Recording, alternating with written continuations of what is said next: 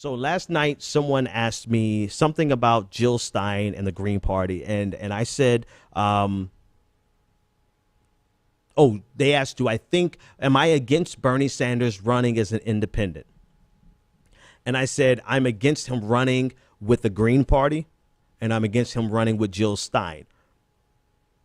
Two totally different things. I'm totally, whether he runs as an independent, I would love to see a four presidential party race. I would love to see a four-man race, four-man, woman, whatever, non-gender conforming. I don't care. Four people, four different parties, four different ideologies on the stage. I would love to see that. But do I want to see Bernie Sanders get in line with the Green Party? No. You know why? This is my idealistic side coming out and my pragmatic side coming out. I respect strong leadership, people willing to take a risk. And I personally just did not see Jill Stein taking risk. I saw her taking shots at the easy target of disillusioned Bernie Sanders supporters. I didn't really see her taking the lead, and I've invited her on the show. Feel free. I have a lot of respect for her. I'm not downing her as an individual. I'm just saying, if you want to know why I don't want to see Bernie Sanders line up with Jill Stein, it's because I just saw Jill Stein being there like the jaded, waiting for the jaded lover to come, right? Opportunistic.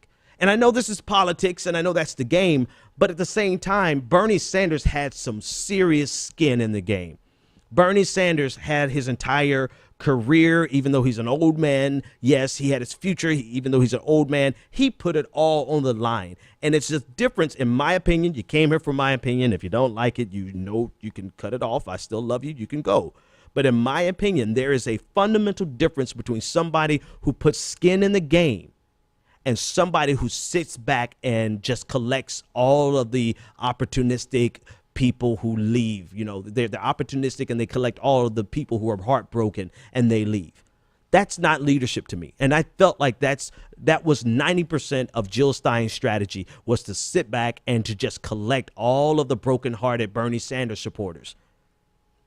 Now that's why I don't want Bernie Sanders to align with Jill Stein, right? Why I don't want Bernie Sanders to align with the Green Party. Somebody asked me this: how can I be? And I'm sorry, let me take the mockery out of my voice, because it was a good question. It was a legitimate question. How can I be a progressive and not support the Green Party? Easy. The Green Party doesn't support the fucking Green Party. When's the last time you saw the Green Party anywhere in your neighborhood? When's the last time you got an email from the Green Party? When's the last time you got an email in the off season from the Green Party? The Green Party didn't even, and you would not have even known that there were other presidential candidates other than Jill Stein. The Green Party didn't promote that. When's the last time you saw the Green Party in your local precinct area competing locally against Democrats and against Republicans and against libertarians? Now, some of you may live in areas like me in Massachusetts where there is a strong Green Party. Absolutely. I'd be lying if I told you otherwise. There's a strong Green Party in Massachusetts. Here.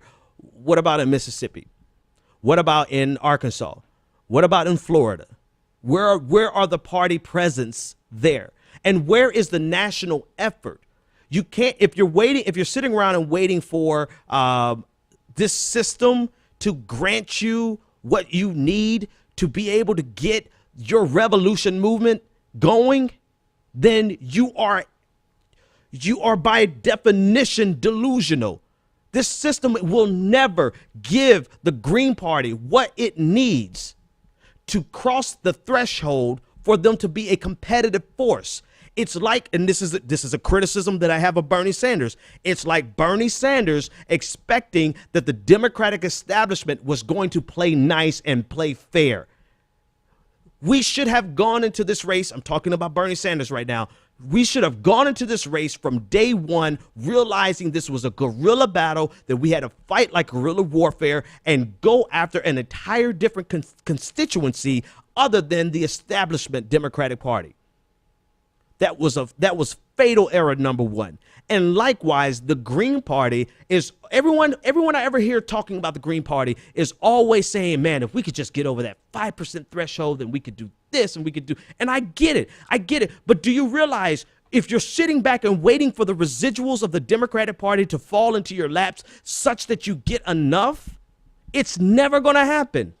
And I don't care if I dedicate 24 hours a day to supporting the Green Party, it ain't going to happen. The Green Party has to have a strategy that goes above and beyond what they're currently doing.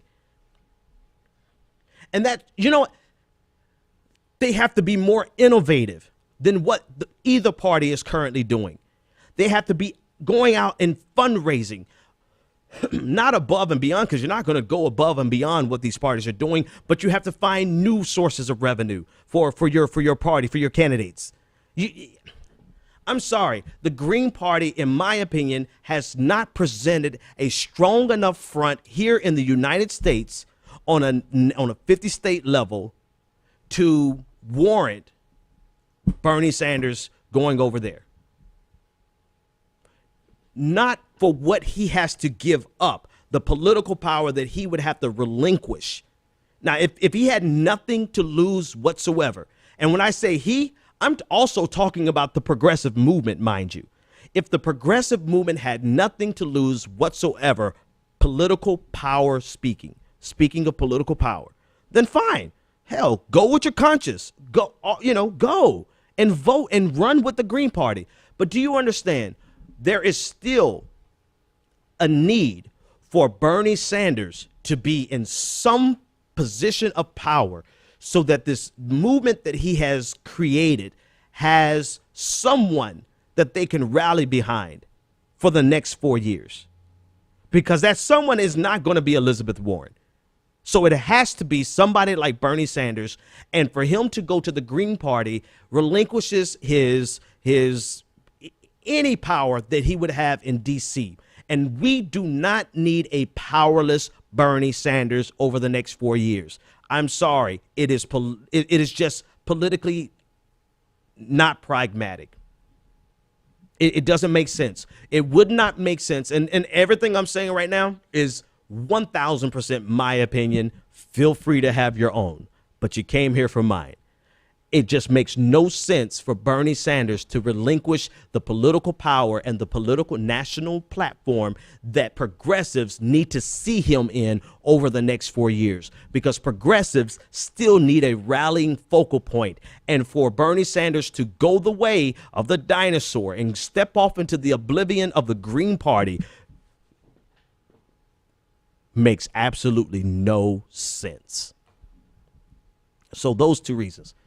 And no, I'm not here to pound the drums of the Republican Party.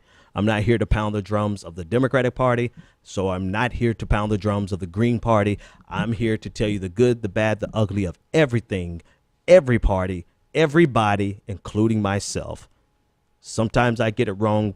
I don't think I'm wrong on this one. You guys have a good night. The Benjamin Dixon Show is only possible with listener support. Go to www.thebenjamindixonshow.com to register for our blog, join the Progressive Army, and support The Benjamin Dixon Show. It's Ben Dixon! If you like this episode, be sure to share, like, and subscribe.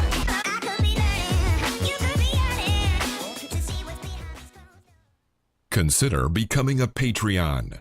Go to www.patreon.com/The BPD Show and support The Benjamin Dixon Show.